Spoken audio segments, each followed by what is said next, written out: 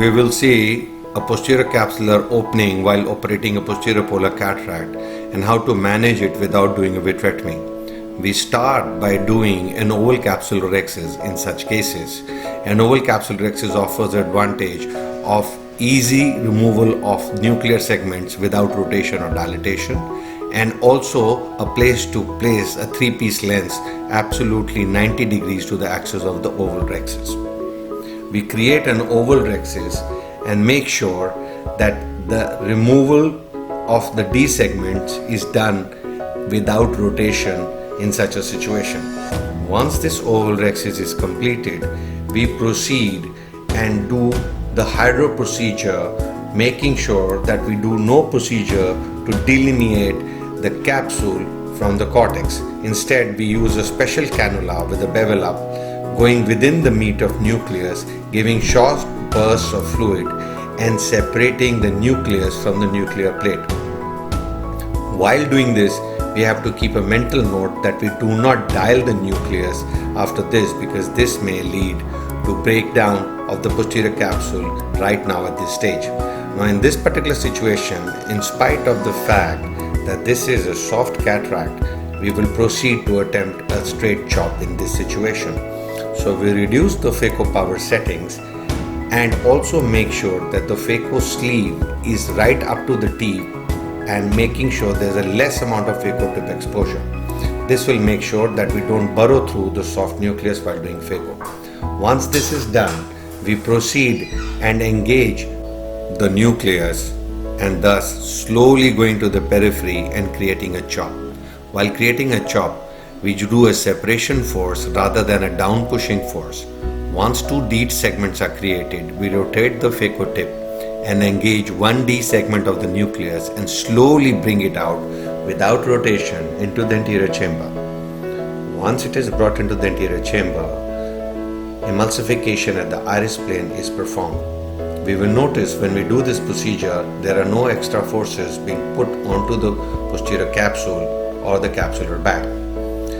The same steps are repeated by rotating the phaco tip, engaging the nucleus and bringing out that hemi-D segment of the nucleus into the anterior chamber and emulsifying it at the iris plane. All these procedures ensure that if there is any possibility of posterior capsular opening during the chopping of nucleotomy procedure, they can be avoided.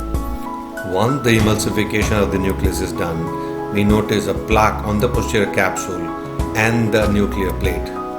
We start by separating the nuclear plate or the cortical plate very slowly and softly from along the capsular bag, making sure that we loosen it from the periphery in a centripetal manner, but do not get tempted for removing the whole nuclear plate in one go, because sometimes there might be some residual attachments or adhesions between the cortical plate and the posterior capsule. Now, once we separate it from all sides, we instill some viscoelastic within the bag and then slowly withdraw the irrigating tool, because sometimes by a sudden withdrawal of irrigation we can land up in trouble of the posterior capsular opening up. Now we proceed to dislodge the subincisional cortical plate using a coaxial irrigation aspiration cannula. Once the subincisional cortical plate is freed, we find a space between the capsule and the cortical plate and lift out the whole cortical plate into the anterior chamber in one complete smooth movement. This ensures that no part of the cortical plate goes down into the vitreous in case there is a PC opening at this stage. Once all the cortical plate has been aspirated, we evaluate the situation to find out the status of the posterior capsule. We will notice that the posterior capsule is open in the center and extending till the side port 2 or the side instrument. Now we proceed with a very meticulous planar irrigation aspiration in a very controlled manner, which means we will not suddenly increase the vacuum to pull the cortex into the irrigation aspiration port, but rather use a controlled vacuum, engage the tag of the cortical plate, bring it in the center of the pupil and then aspirate it by making sure in the last part of the step, pushing the foot switch down, increasing the vacuum and making sure that our aspiration port is facing the microscope, thereby ensuring or reducing the possibility of us baking the vitreous phase or causing vitreous to come into the anterior chamber. Very, very controlled aspiration of this cortical matter is done. As we will notice, we engage one segment at a time, hold the tip of the triangle of the cortical plate and make sure we pull it towards the center. You just saw that we accidentally held the posterior capsule, but we did not use the reflux. We slowly let go of the vacuum and the posterior capsule was released. This is a huge advantage of you by using a Venturi machine. A Venturi machine can give an unprecedented control on irrigation aspiration step, unlike a peristaltic machine. You will notice that there is the opening of the posterior capsule, the two tags of torn posterior capsule. So posterior capsule is practically absent in the whole central zone and with the edge extending up to the side port. Now we are attempting to remove the subincisional cortex using the coaxial irrigation aspiration. All this while we have been able to ensure that there is no vitreous which is actually coming into the anterior chamber and the vitreous phase is still intact.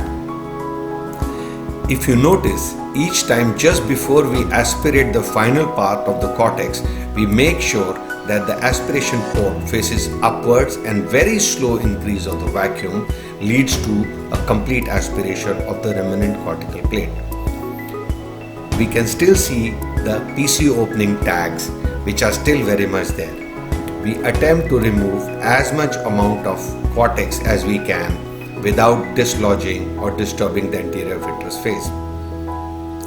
Now we realize that pushing it more could cause some problem and we may end up creating a break in the vitreous phase. So we proceed to slightly pressurize the anterior chamber and then slowly stopping the irrigation fluid and then withdrawing the irrigation port. We use a methyl cellulose loaded on a 27 gauge cannula and just instill one drop of viscoelastic within the space of the iris and the remnant anterior capsule to create an opening wherein the three-piece IOL haptics can be inserted. This ensures a mistaken insertion of the loop of the three-piece lens into the vitreous and thereby landing into the vitreous cavity.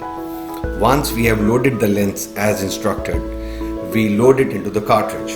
One more point to note here is that the trailing loop has to be hanging out of the cartridge by approximately 1 to 1.5 millimeter and has to be hanging out of the ledge of the injector system. Once this is done, we slowly start rotating the plunger and under view notice and see that how the trailing haptic disappears into the cartridge. Then we ensure the straight loop coming out of the leading part of the cartridge.